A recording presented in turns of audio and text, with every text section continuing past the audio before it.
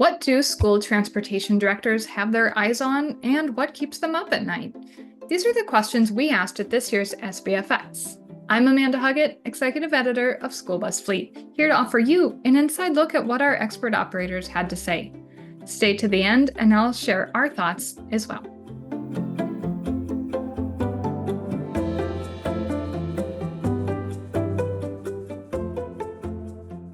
I think the driver shortage is one of the things that I track and see how everybody else is doing and see if there's things that we can change to help increase our driver pool.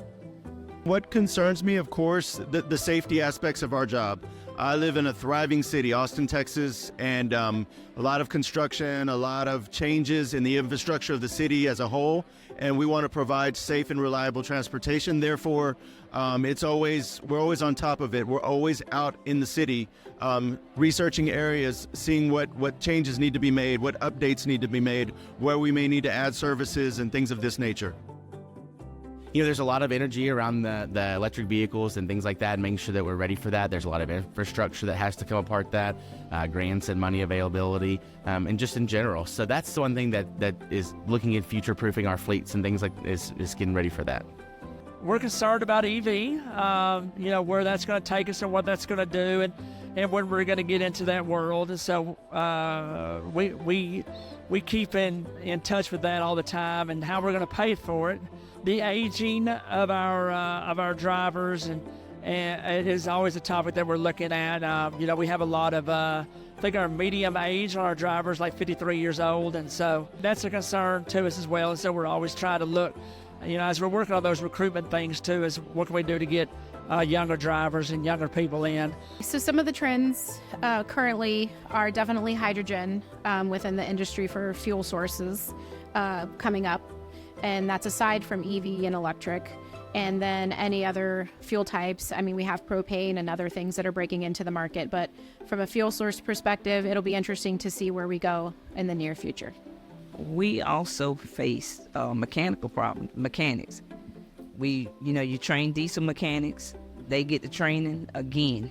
2-3 years, they get that skill set, they're gone. In our district, we have Lilly International, which is a diesel company. They get the skills from us, they can go to Lilly International and make a whole lot more money than what we can pay them. And we're stuck. We have a set amount we can pay them, and that's it. Right now, there are a lot. The challenges primarily deal with our students and the management of our students on our buses to protect our drivers and protect our students.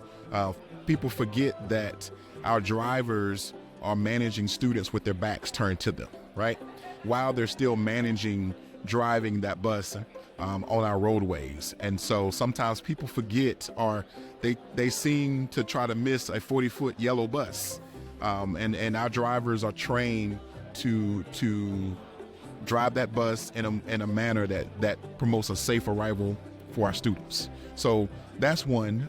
The second thing is just the state of the industry. Our school buses are becoming more advanced with technology. That's all good and meant for safety. And we need to keep an instructional plan, a training plan, a professional development plan for our drivers to keep up to date on that technology. So those are the things that really concern me at night, is just providing professional development of our drivers and making sure that we have the most up-to-date management plans for students. So the next big thing in pupil transportation, of course, is the electric bus wave. So we are actively trying to learn more about what it means to have electric vehicles in our fleet, how to maintain them, and how to prepare for whatever is next in the pupil transportation industry, as it's constantly changing to keep up with evolutions in technology and just being more innovative. So that way we're prepared for it as well. So one of the things that I do worry about is in our special needs transportation, the number of special needs children across the country is growing, and those numbers are really staggering. And so in the future, I see the need for special needs transportation just really outpacing what we're able to provide at this point. So that's one of the issues that keeps me up at night. The second issue I would say is just the education economy and making sure that there's funding available to keep robust fleets and robust salaries for our employees, because that is important to our folks. And the third thing that keeps me up at night, believe it or not, is federal regulations and making sure that NAPT and our members have a voice in what's happening in regulations, whether it's under the hood or whether it's licensures, whatever it is, making sure that nothing is being done to us, but it's being done with us, and what's being done at the federal level is in the best interest of kids. Wow. As you heard, there are a huge array of issues that school bus professionals are tracking. At our event, I heard these same themes over and over. But one issue not mentioned as much here was funding and size. So many schools in smaller districts just don't have the same access to capital, infrastructure, talent, and labor as others. Some struggle because they can't offer the same flashy benefits or incentives that recruit drivers as other larger districts. Others are ready to say yes to EVs, but are constrained by factors like the amount of land they have or physical conditions not conducive to expansion.